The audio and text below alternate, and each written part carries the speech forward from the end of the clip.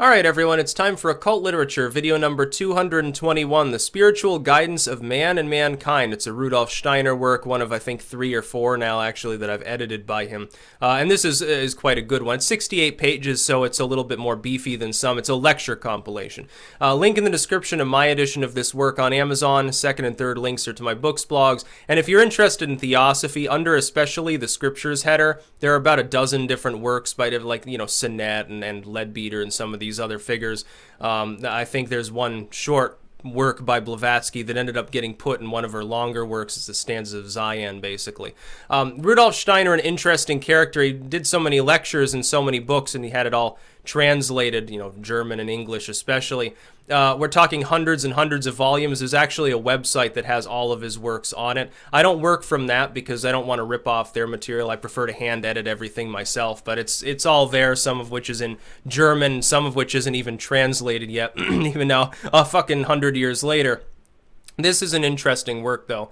For you who are interested more in sort of the evolutionary side of theosophy, like one of the big things about theosophy was it sort of takes off from the golden age utopianism of the prior era, which is the idea that man had fallen away from some sort of spiritual pinnacle in former times. And a lot of them would say like Rome was better, or like the Christian era, like the time of Jesus, and since then it's all been downhill due to Satan or something. Or some people said Atlantis, and of course in theosophy that was basically the early principle.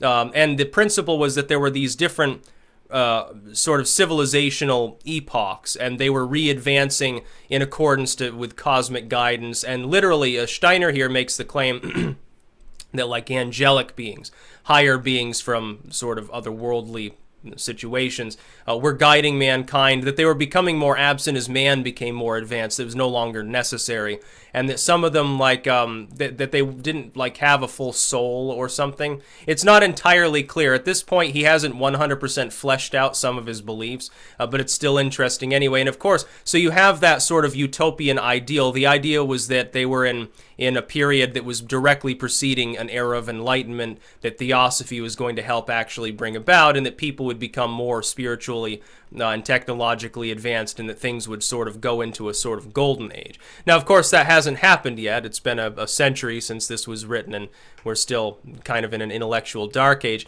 By theosophical standards, arguably one that's even darker than it was before. Maybe that is why theosophy is less prevalent, not because of the dying away of enlightened systems, but because people realized enlightenment simply was not taking place in the masses, I guess. Now, but it's a very interesting work. Now, one thing that Steiner did, and he does this habitually in many works when he's not talking about other parties, like in Occult Significance of Blood, he's talking about other people's material too, and he doesn't do this as much. But he has a tendency to make up like weird word conjugations for no reason where another word would actually fit. I tried to clean up that language to some extent, but sometimes there's really no equivalent, and that's the problem. And part of it is, of course, translation from German. What do we know about the German language? It has certainly some quirks about it. So it's definitely a good work.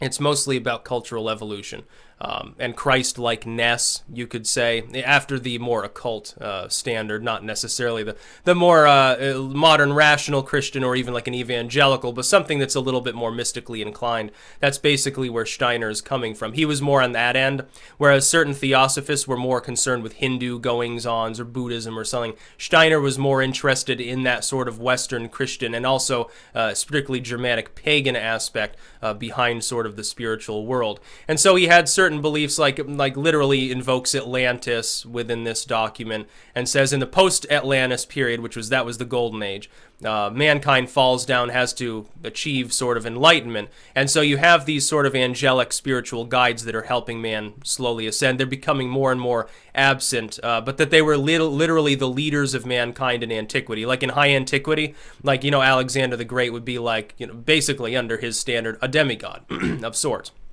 So it's a very interesting work. Again, link in the description of my edition of this work on Amazon. Second and third links are to my books, blogs. If you want theosophy, I've definitely got your poison there. That's about all. Peace out.